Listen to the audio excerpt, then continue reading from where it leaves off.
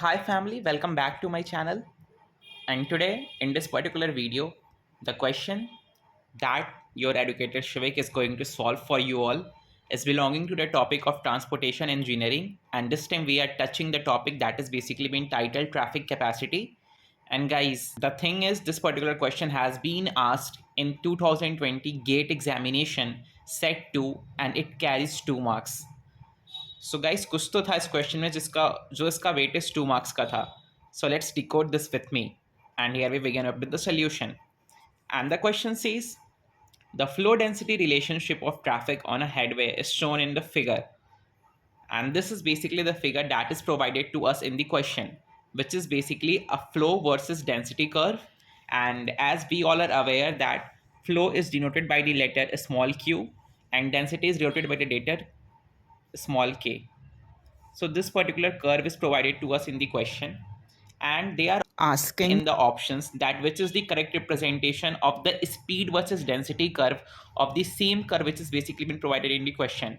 ये हमें flow versus density देखा है, हमें इसका speed versus density curve decode करना है. And these are the options: option A, option B, option C and option D. Guys, हमने ट्रैफिक स्टडीज में दो मॉडल्स पढ़े हुए हैं. One is green shield model, another is Greenberg model.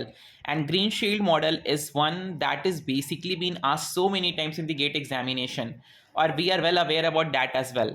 उसमें एक रिलेशनशिप होता है and that it states that V is equal to VF in bracket 1 minus K divided by KZ. And guys, जिन्होंने गेट एग्जामिनेशन के लिए वो model पढ़ के गए होंगे ना उस टाइम, तो उनके दिमाग में वो मॉडल का पूरा मतलब graphs and everything was just like उन्होंने मगअप कर लिया होगा. सो ये क्वेश्चन देखते ही उन्होंने देखा होगा कि अच्छा फ्लो डेंसिटी कर्व हमें दे रखा है और उसका स्पीड डेंसिटी कर्व क्या होगा. So it's a question of gradient model and the option is basically option number B.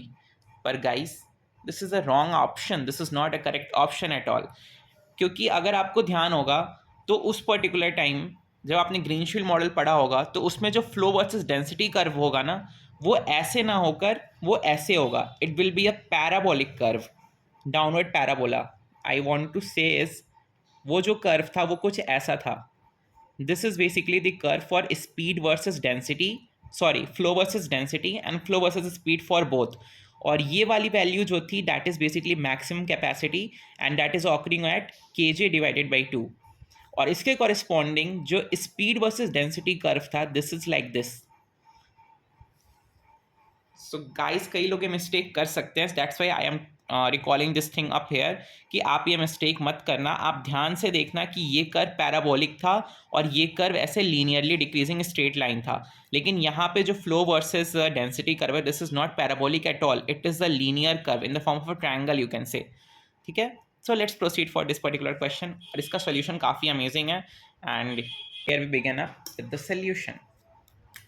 So guys, the first thing which you need to do is na just go to this particular curve that is provided in the question and divide it into two regions. और कोई भी hit and trial please मत करो यहाँ पे कि ऐसा curve है तो ठीक है, हाँ ये लगा दिया, ये लगा दिया, ये वैल्यू से ज़ीरो, वो ज़ीरो, ये मैक्सिमम, तो ठीक है option C, option D, option A सही है. प्लीज़ एक प्रॉपर अप्रोच रखो, एक प्रॉपर सोल्यूशन रखो और रीज़न के साथ अपने ऑप्शन को टिक करो because it is carrying a weightage of 2 marks. Okay, so काफ़ी इंपॉर्टेंट होता है every single question in GATE examination, otherwise it will give you a negative. So that's fine. So let's assume this is the point O, this is A and this particular point is X ले लेते हैं. ठीक है, ओ ए x. सो हम guys इसको 2 regions में divide करेंगे. This is the region number 1 and this is the region number 2, क्योंकि हमारे ऑप्शन में जो कर्व्स हैं ना स्पीड वर्सेस डेंसिटी के, वो भी 2 रीजन्स में है, रीजन 1, रीजन 2. ठीक है, ओके, सो लेट्स गो. तो सबसे पहले ओ ए रीजन लेके चलते हैं हम. So first we will talk about the region O A. So guys, आप ओ ए रीजन में देखो तो आप क्या देख रहे हो, this is basically a straight line and it is passing through origin. तो इसका इक्वेशन क्या होगा, हमने ये पढ़ा था ना, y इज इक्वल टू के x. This is an equation of a straight line which is basically mean passing through origin. यहाँ पे y क्या है, इट्स फ्लो. सो यानी कि ये हो जाएगा q और k, आई थिंक सिंप्लिसिटी के लिए k को रिप्लेस कर देते हैं क्योंकि k यहाँ पे डेंसिटी को डिनोट कर रहा है, तो इसको k ना लेके let's take it as c. c means any constant. Okay, so c and density क्या है, that is our x variable, so it is K. So Q is equal to C K. अगर आपको ऐसे नहीं समझ में आ रहा है तो आप ऐसे भी देख सकते हो. Since Q is linearly proportional to density, that means Q is proportional to K. And अगर आप प्रोपोर्शनैलिटी कांस्टेंट हटाओगे तो आप उसको अज्यूम कर लो C. So Q is equal to C K, right. सो वही मैंने यहाँ पे लिखा है, Q is equal to C K. Let's take it at equation number 1. And guys हमें पता है in general the flow formula, or we can say that traffic capacity is the product of speed and density. V into K होता है.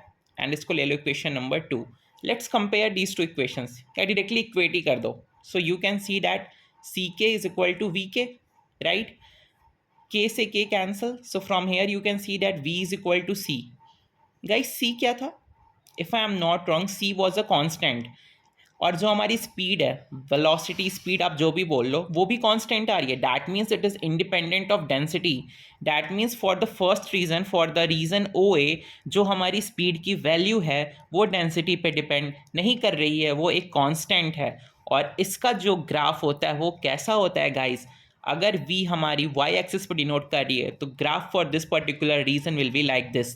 Since it is not dependent upon the density, मतलब density की value आप zero से लेकर infinity तक कुछ भी रख लो, v हमेशा कांस्टेंट रहेगा जिसकी वैल्यू c के बराबर होगी. So from this particular thing only option be directly eliminate हो गया. देखा आपने? आपका हिट एंड ट्रायल, आपका ग्रीनफील्ड मॉडल जो आप मगअप करके गए थे और अंधाधुंध आपने उसको आंसर कर दिया, वो यहाँ पे फेल हो रहा है. Okay, so option B is completely eliminated, but still we are having options A C D. और अगर आप इन तीनों ऑप्शंस को देखो ना, तो ये जो रीजंस हैं ओ ए, वो इन तीनों में प्रेजेंट हैं. दैट मीन्स तीनों में से आंसर कोई भी अभी भी हो सकता है. We are not very sure, so हमें फर्दर प्रोसीड करना पड़ेगा for the region A X और the region number 2. So let's go for that. So guys, now we will move to the region A x.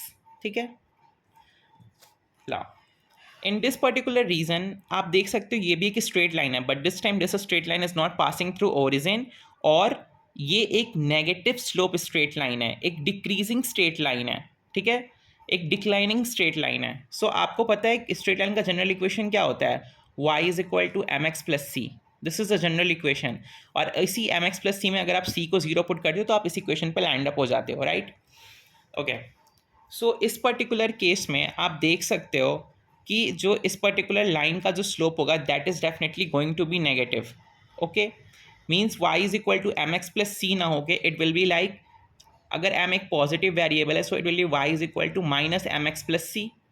Okay, अब y क्या है हमारा? y is q minus M X is k density plus c is some intercept, y intercept. Okay, so q is equal to minus M K plus सी.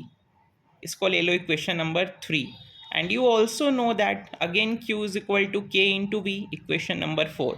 इन दोनों को क्या कर दो आप? इक्वेट कर दो. So if you will equate this two, so K V is equal to minus M K plus C, right.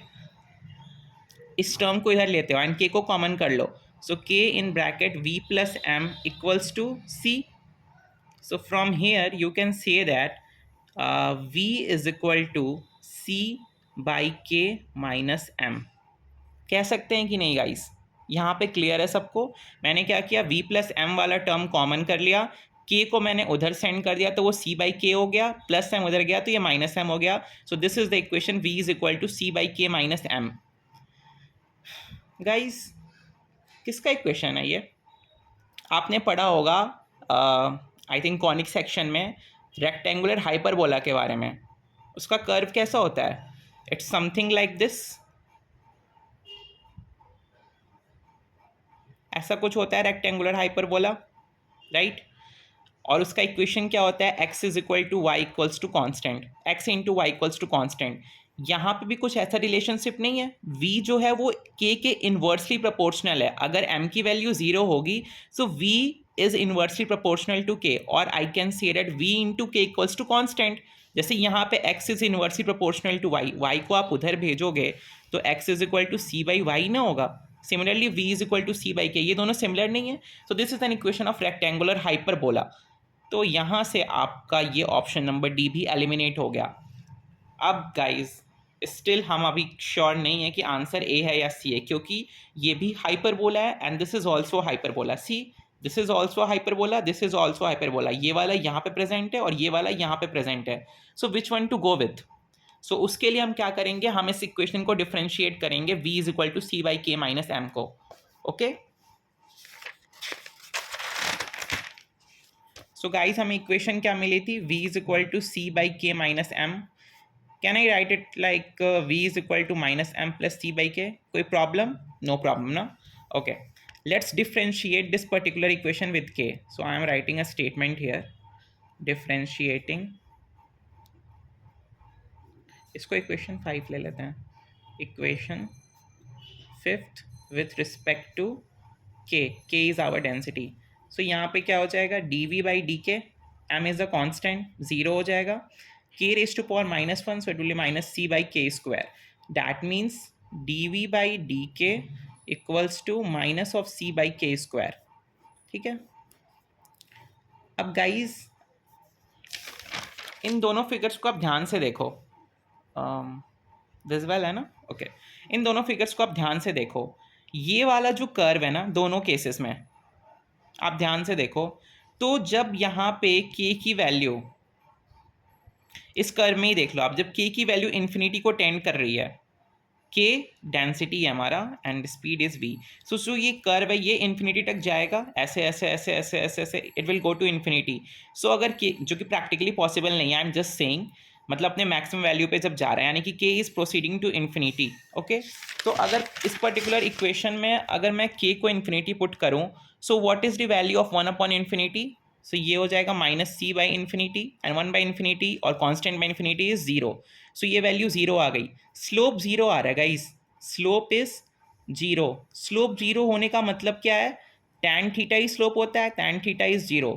और theta के कौन से एंगल की वैल्यू 0 होती है? ऑब्वियसली टैन 0 इज 0, क्योंकि आपको याद होगा tan 90 is equal to sine 90 by cos 90 and it is equal to what, 1 by 0, that is infinity। But यहाँ पे हमारा स्लोप 0 है, यानी कि थीटा की वैल्यू कितनी है, 0 डिग्री। अब देख लो, बस ऑप्शंस चेक कर लो आप। इस पर्टिकुलर इक्वेशन में गाइस स्लोप कितना हो जाएगा, यहाँ पे लाइन ड्रॉ करो, यही हमारा स्लोप होगा। The angle which it is making with the horizontal is 0 degree. So यहाँ पे स्लोप क्या आ रही है, स्लोप इज 0 हियर। बट इस इक्वेशन में आप देखो, अगर आप यहाँ पे मैक्सिमम वैल्यू पे अगर आप एक टेंजेंट ड्रॉ करोगे ना, so it is making an angle of 90 degree with respect to horizontal and tan 90 is infinity. But हमें जो इक्वेशन डिराइव हुआ है उससे हमारा स्लोप कितना आना चाहिए, 0 आना चाहिए, जब डेंसिटी मैक्सिमम हो या फिर इनफाइनाइट हो। तो that means this option is not correct, so the correct option is option number A. तो देखा गाइस ये क्वेश्चन कितना अमेजिंग था। सो this is the overall solution of such a beautiful question from traffic flow studies, which is neither involving the Greenfield model nor the Greenberg model. It is a general graphical concept based question. Okay, so this is all for today guys. Hope आपको ये video पसंद आई होगी, आपको ये lecture amazing लगा होगा। अगर आपको ऐसे और प्रॉब्लम्स चाहिए and you want to decode it with me, then please subscribe my channel, hit the bell icon, and till then, a very goodbye. Stay blessed. Keep practicing. Bye bye.